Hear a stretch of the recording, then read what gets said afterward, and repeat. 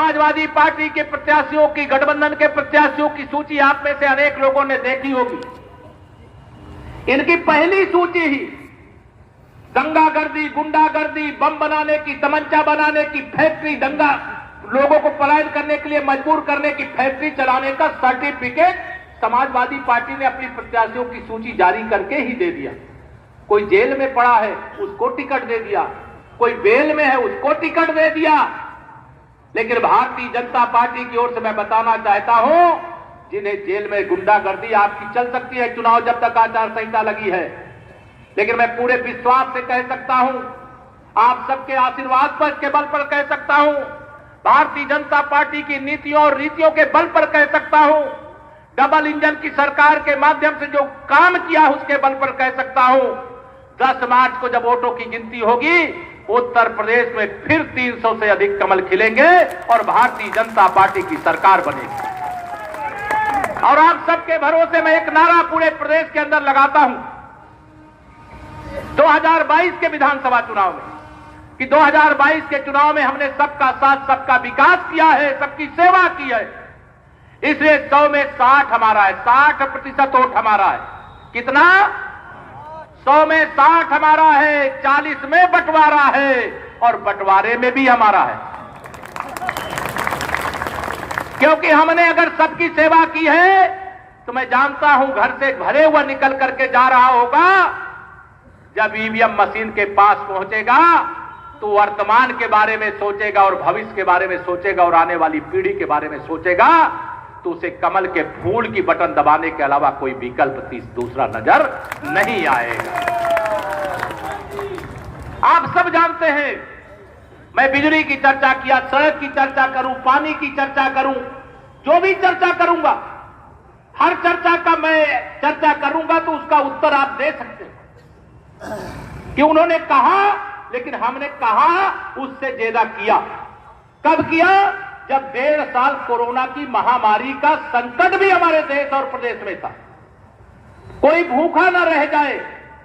प्रधानमंत्री गरीब कल्याण अन्न योजना के माध्यम से प्रति यूनिट 5 किलो राशन निःशुल्क देने का काम किया गया। अब हमने प्रदेश सरकार की ओर से उसमें 5 किलो और राशन जोड़ करके प्रति यूनिट 10 किलो मिल रहा है कि नहीं मिल रहा है? 5 लाख नौकरियां उत्तर प्रदेश के अंदर सरकारी नौकरियां दी हैं और मंच में खड़े होकर के डंके की चोट पर कहते हैं कि एक भी बच्चे को 1 रुपए खर्चा किए बगैर प्रतिभा के आधार पर हमने उत्तर प्रदेश में नौकरियां देने का काम किया। 4 लाख करोड़ से अधिक का निवेश उत्तर प्रदेश के अंदर आया। 15,000 किलोमीटर हमने राजमार्ग, मुख्य जिला मार्ग, अन्य जिला मार्ग, ग्रामीण मार्ग बनाए हैं और 6,000 किलोमीटर हमने राष्ट्रीय राजमार्ग बनाए हैं, एक्सप्रेसवे बनाए हैं। जो यह सोच तो सकते हैं, कहते हैं हमने ये काम किया है। अरे श्री अखिलेश जी, स्टिकर लगाने से आपने काम किया है कोई मानने वाला नहीं। अगर आप काम किए होते तो 2017 में 225 सीटों से सिमट करके 47 पे नहीं आ जाते। आप मुख्यमंत्री थे उत्तर प्रदेश के, 2014 का लोकसभा चुनाव हुआ था। उस चुनाव में उत्तर प्रदेश की जनता ने माननीय नरेंद्र मोदी जी को देश का प्रधानमंत्री बनाने के लिए हमें 73 सांसद दिए थे। मैं भी सांसद बन के गया था, धर्मेंद्र जी भी उसमें सांसद बन के गए थे। 2019 के लोकसभा चुनाव में सपा, बसपा, कांग्रेस, लोकदल सब एक हो गए। ये एक होकर के मतलब केवल सरकार बदलने के लिए एक नहीं हुए थे।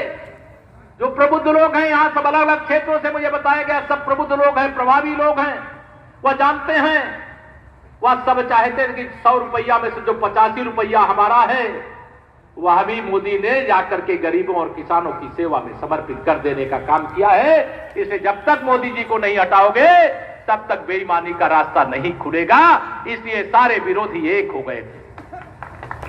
लेकिन मैं धन्य है उत्तर प्रदेश की जनता, धन्य है बरेली और आमला लोकसभा क्षेत्र की जनता, यह सारे विरोधी एक हो गए। तब भी आपने हमें 64 सांसद, 51% वोट, मेरे सांसद जी बता रहे हैं 1.5 लाख वोट से आपने जिताने का काम। अगर ये सब मिल गए उसके बाद भाजपा का विजय रथ आपके आशीर्वाद के बल पर नहीं रोक पाए तो ये 2022 में रोक लेंगे क्या? दोनों हाथ उठा के बताइए, रोक लेंगे क्या?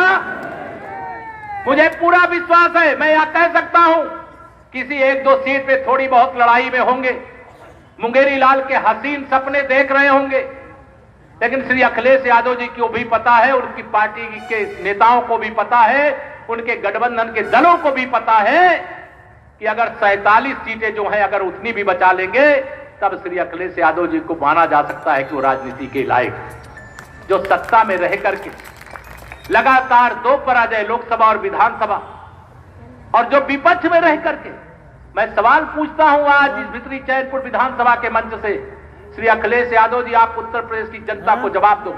आप सत्ता में रहे तो विकास नहीं किए, सत्ता में रहे तो आपने सत्ता के मुखिया के नाते जो कर्तव्य था उसका निर्वाह नहीं किए, और जब विपक्ष की जिम्मेदारी प्रदेश की जनता ने दी तो कोई समाजवादी पार्टी का गुंडा